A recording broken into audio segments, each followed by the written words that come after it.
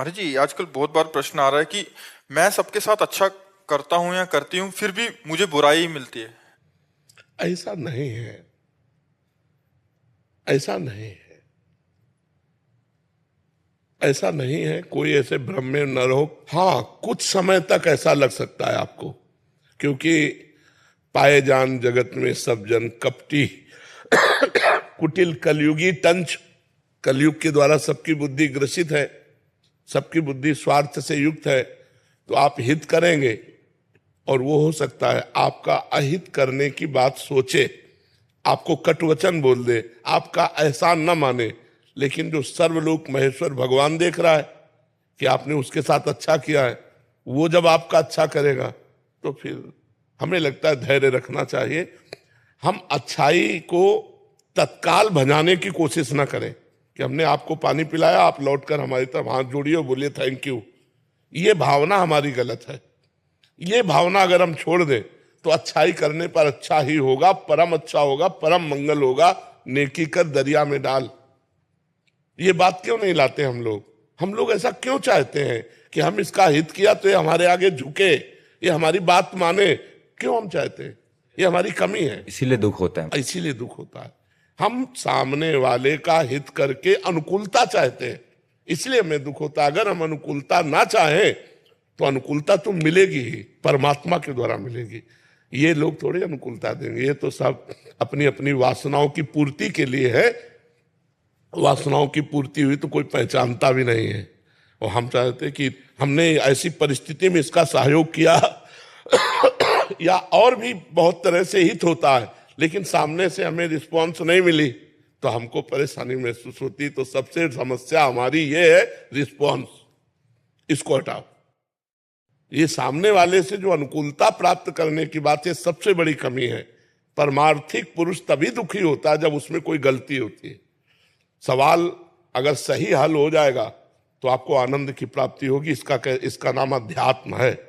ये कभी, इसका परिणाम कभी गलत नहीं होता, इसका परिणाम मंगलमय होता है, क्योंकि भगवान मंगलमय है ना। तो हमसे त्रुटि हो जाती है। अब जैसे हम किसी का हित करके उसके परिणाम स्वरूप अनुकूलता चाहते हैं, अब वो ना देगा तो हमें यही लगेगा कि यार हम जो किया वो सब व्यर्थ चला गया। व्यर्थ नहीं गया, परमात्मा देख रहा है। सच्चे परमार्थी तुम हो अगर हित करने वाले, तो तुम्हें केवल भगवान से चाह करनी चाहिए कि अनुकूलता तो भगवान देगा, ये क्या देंगे, हमें भगवान ने अवसर दिया, हम इनको अनुकूलता दे देते, अनुकूलता की मांग नहीं करते। तो देखो अभी हृदय आनंदित हो जाएगा। और ऐसे तो स्वार्थी संसार है ही, जब तक स्वार्थ बनेगा तब तक वो ऐसे रहेगा। जिस दिन पता चला कि स्वार्थ पूरा हुआ तो तुम्हें कुछ नहीं समझेगा। तुम देखोगे ये वही है जिसके साथ मैंने इतना हित किया, फिर जलोगी। तो ये जलना आपकी कमी है, आपकी गलती। अगर आप अध्यात्म में सुधार कर लें तो आनंदित हो जाएंगे। रहीमदास जी ऐसे बांट रहे थे, लोगों ने कहा नेत्र नीचे क्यों किए हो, तो उन्होंने इसी बात से कहा कि लोग समझ रहे रहीम दे रहा है, लेकिन रहीम नहीं, देनहार कोई और है, देत रहत दिन रैन, लोग भरम मोह पे करे तासो नीचे नैन। अगर हम इस भाव से परहित करें तो हमको कभी दुख ही नहीं होगा, कभी दुख नहीं हो सकता, क्योंकि हम आपसे चाहते ही नहीं है। हम तो केवल हित कर रहे हैं। परमात्मा ने प्रेरित किया तो नेकी कर दरिया में डाल। बहुत बढ़िया सिद्धांत है, अगर ये समझ जाओ। नहीं समझोगे तो फिर परेशान हो। महाराज जी, हित कब कब करें और कब ना करें? पर हित कब कब करें और कब ना करें? अवसर आने पर। परहित के लिए झोला टांग के थोड़ी घुमा जाता है, परहित के लिए झोला टांग के थोड़ी घुमा जाता है कि हम परहित करें। अब जैसे हमारे दरवाजे में कोई आ गया, समस्या में फंसा हुआ है, और हम उसकी समस्या का निदान कर सकते तो हमें कर देना चाहिए। लेकिन इस लोभ से नहीं कि किसी दिन हमारी दंडवत करेगा कि भैया आपने बचा लिया, ऐसा नहीं।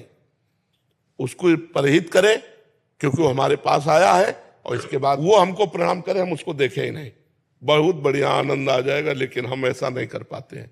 परहित के लिए अवसर होता है।